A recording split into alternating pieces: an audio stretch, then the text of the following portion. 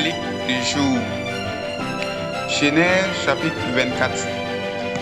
Abraham était vieux, avancé en âge, et l'Éternel avait béni Abraham en toutes choses.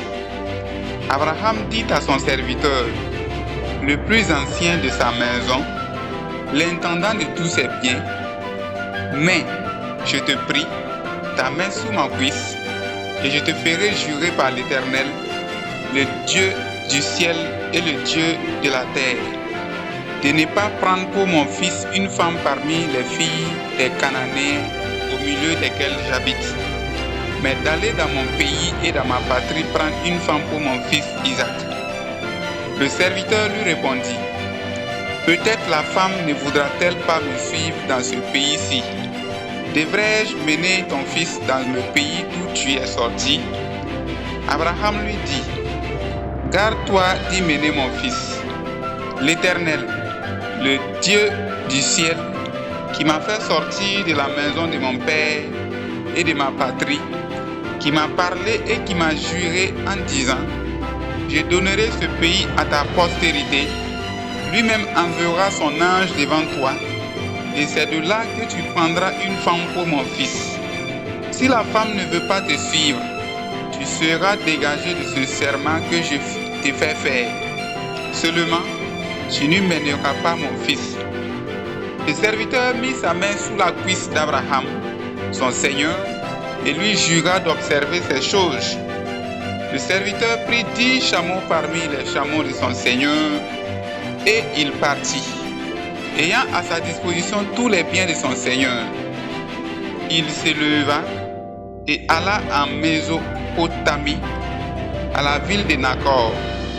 Il fit reposer les chameaux sur les genoux hors de la ville, près d'un puits, au temps du soir, au temps où sortent celles qui vont puiser de l'eau.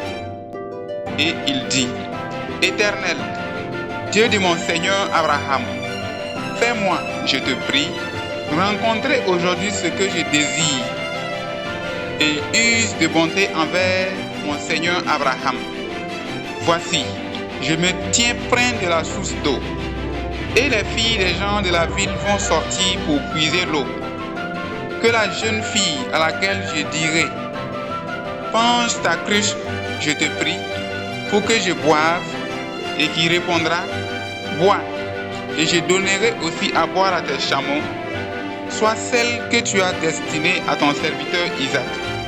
Et par là je connaîtrai que tu uses de bonté envers mon Seigneur. » Il n'avait pas encore fini de parler que sortit, sa cruche sur l'épaule, Rebecca, née de Bethuel, fils de Milca, femme de Nacor, frère d'Abraham. C'était une jeune fille très belle de figure. Elle était vierge et aucun homme ne l'avait connue. Elle descendit à la source, remplit sa cruche et remonta.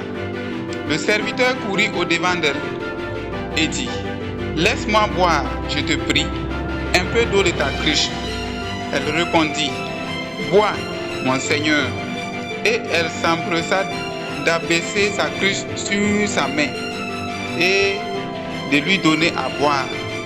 Quand elle eut achevé de lui donner à boire, elle dit, « Je puiserai aussi pour tes chameaux, jusqu'à ce qu'il ait assez bu. » Et elle s'empressa de vider sa cruche sous l'abreuvoir et courut encore au puits pour puiser, et elle puisa pour tous les chameaux. L'homme la regardait avec étonnement et sans rien dire, pour voir si l'Éternel faisait réussir son voyage ou non. Quand les chameaux eurent fini de boire, l'homme prit un anneau d'or, du poids d'un demi-cycle, et 2 bracelets, du poids de 10 cycles d'or. Et il dit, « De qui es-tu fille? Dis-le-moi, je te prie. Y a-t-il dans la maison de ton père de la place pour passer la nuit? » Elle répondit, « Je suis fille de Bethuel, fille de Milca et de Nacor. » Elle lui dit encore, « Il y a chez nous de la paille et du fourrage en abondance, et aussi de la place pour passer la nuit. » Alors l'homme s'inclina et se prosterna devant l'Éternel en disant, « Béni soit l'Éternel, le Dieu de mon Seigneur Abraham, qui Il n'a pas renoncé à sa miséricorde et à sa fidélité envers mon Seigneur.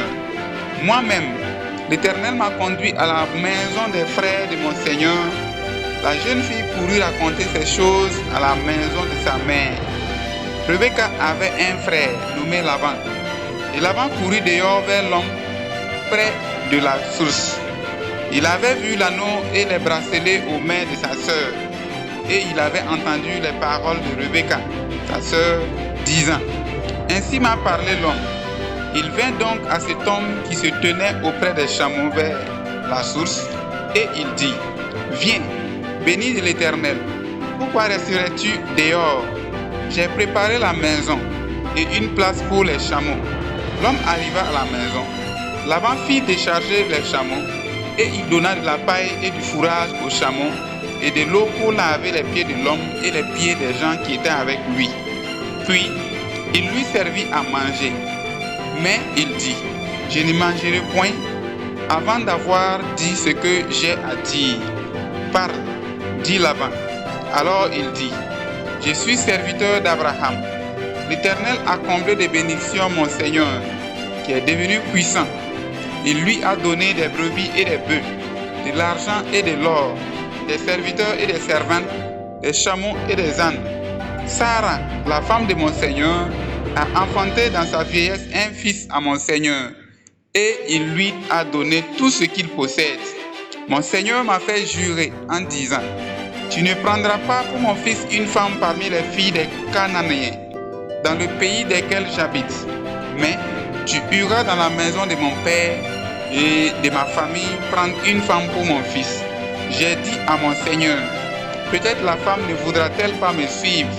Et il m'a répondu: L'Éternel, devant qui j'ai marché, enverra son ange avec toi et fera réussir ton voyage, et tu prendras pour mon fils une femme de la famille et de la maison de mon père.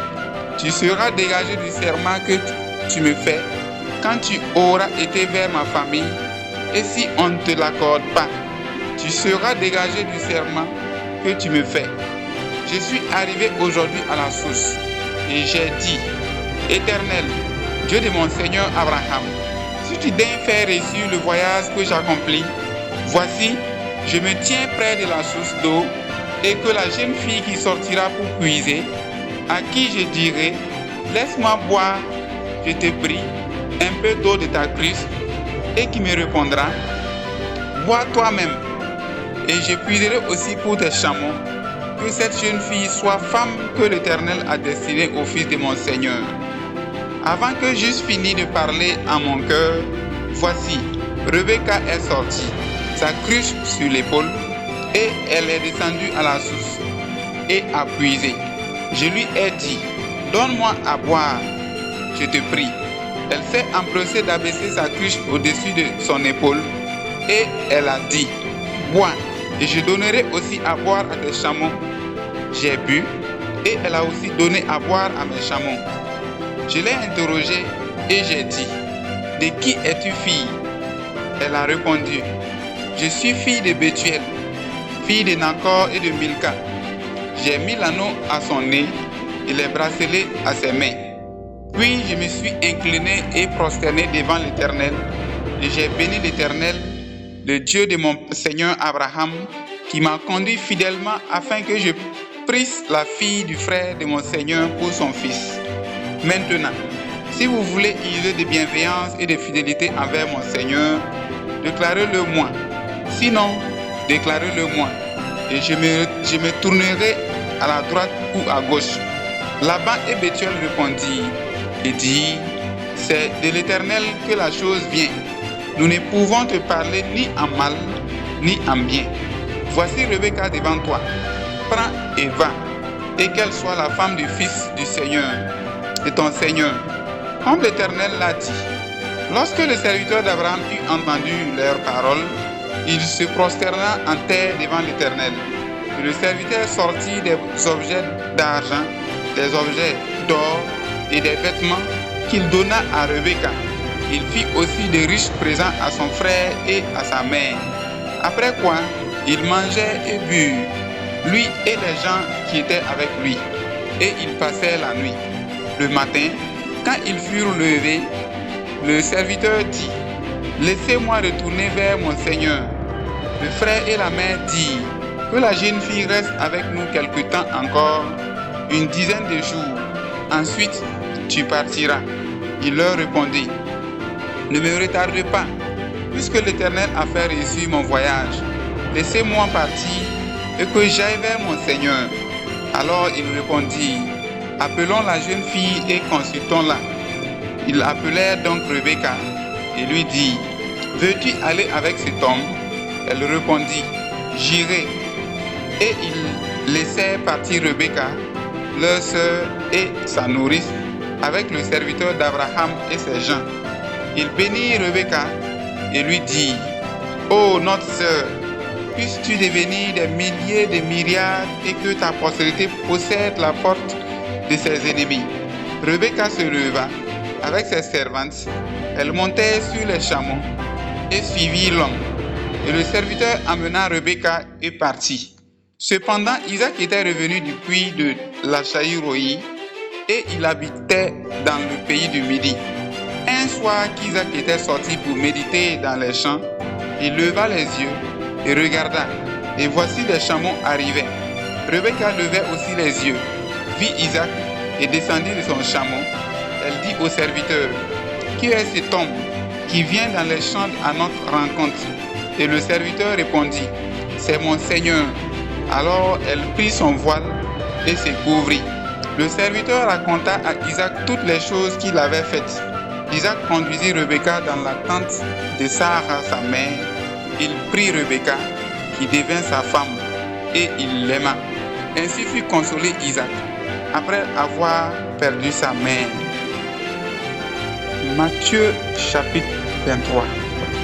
Alors Jésus, parlant à la foule et à ses disciples, dit, « Les scribes et les pharisiens sont assis dans la chaire de Moïse. Faites donc et observez tout ce qu'ils vous disent, mais n'agissez pas selon leurs œuvres, car ils disent et ne font pas. Ils lient les fardeaux pesants et les mettent sur les épaules des hommes, mais ils ne veulent pas les remuer du doigt. Ils font toutes leurs actions pour être vus par les hommes. Ainsi, ils portent de larges phylactères et ils ont de longues franges à leurs vêtements. Ils aiment la première place dans les festins et les premiers sièges dans les synagogues. Ils aiment à être salués dans les places publiques et à être appelés par les hommes Rabbi, Rabbi. Mais vous, ne vous faites pas appeler Rabbi, car un seul est votre maître et vous êtes tous frères. Et n'appelez personne sur la terre votre Père, car un seul est votre Père, celui qui est dans les cieux. Ne vous faites pas appeler directeur, car un seul est votre directeur, le Christ. Le plus grand parmi vous sera votre serviteur. Quiconque s'élèvera sera abaissé, et quiconque s'abaissera sera élevé. Malheur à vous, scribes et pharisiens hypocrites, parce que vous fermez aux hommes le royaume des cieux, vous n'y entrez pas vous-même, et vous n'y laissez pas entrer ceux qui veulent entrer. Malheur à vous, scribes et pharisiens hypocrites, parce que vous vous dévorez les maisons des veuves et que vous faites pour l'apparence de longues prières. À cause de cela, vous serez jugés plus sévèrement. Malheur à vous, scribes et pharisiens hypocrites, parce que vous courez la mer et la terre pour faire un prosélyte, et quand il est devenu, vous en faites un fils de la géhenne 2 fois plus que vous. Malheur à vous, conducteurs aveugles, qui dites, si quelqu'un jure par le temple, ce n'est rien, mais si quelqu'un jure par l'or du temple, il est engagé. Insensé et aveugle, lequel est le plus grand, l'or ou le temple qui sanctifie l'or? Si quelqu'un, dites-vous encore, jure par l'autel, ce n'est rien, mais si quelqu'un jure par l'offrande qui est sur l'autel, il est engagé. Aveugle, lequel est plus grand, l'offrande ou l'autel qui sanctifie l'offrande? Celui qui jure par l'autel, jure par l'autel et par tout ce qui est dessus. Celui qui jure par le temple, jure par le temple et par celui qui l'habite. Et celui qui jure par le ciel, jure par le trône de Dieu et par celui qui y est assis. Malheur à vous, scribes et pharisiens hypocrites, parce que vous vous payez la dîme de la menthe, de l'âneth et du cumin, et que vous laissez ce qui est plus important dans la loi, la justice, la miséricorde et la fidélité. C'est là ce qu'il fallait pratiquer sans négliger les autres choses. Conducteur aveugle, qui coulait le moucheron et qui allait avaler le chameau. Malheur à vous, scribes et pharisiens hypocrites, parce que vous nettoyez le dehors de la coupe et du plat, et qu'au-dedans ils sont pleins de rapines et d'intempérance. Pharisiens aveugles, nettoie premièrement l'intérieur de la coupe et du plat, afin que l'extérieur aussi devienne net. Malheur à vous, scribes et pharisiens hypocrites, parce que vous ressemblez à des sépulcres blanchis, qui paraissent beaux au dehors et qui, au dedans, sont pleins d'ossements de morts et de toute espèce d'impureté. Vous de même, au dehors, vous paraissez juste aux hommes, mais au dedans, vous êtes pleins d'hypocrisie et d'iniquité. Malheur à vous, scribes et pharisiens hypocrites, parce que vous bâtissez les tombeaux des prophètes et ornez les sépulcres des justes, et que vous dites, si nous avions vécu du temps de nos pères, nous ne nous serions pas joints à eux pour répandre le sang des prophètes.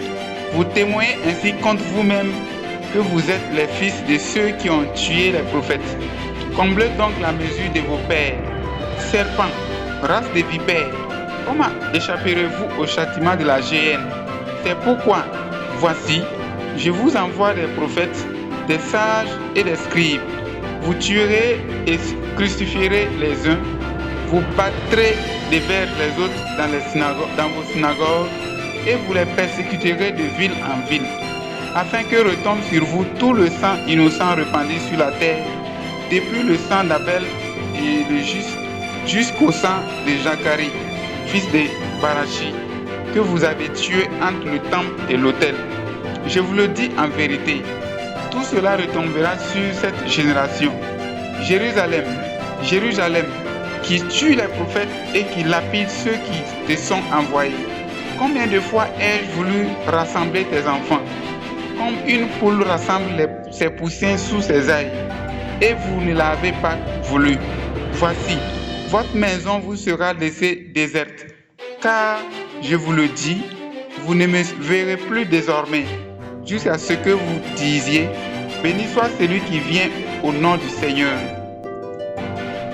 Nous sommes au terme de notre lecture biblique du jour. Nous vous disons merci pour votre écoute. Nous vous invitons à vous abonner à notre chaîne pour profiter des prochaines lectures bibliques. Et rendez-vous est pris demain pour une prochaine lecture. Que le Seigneur Jésus-Christ vous bénisse abondamment.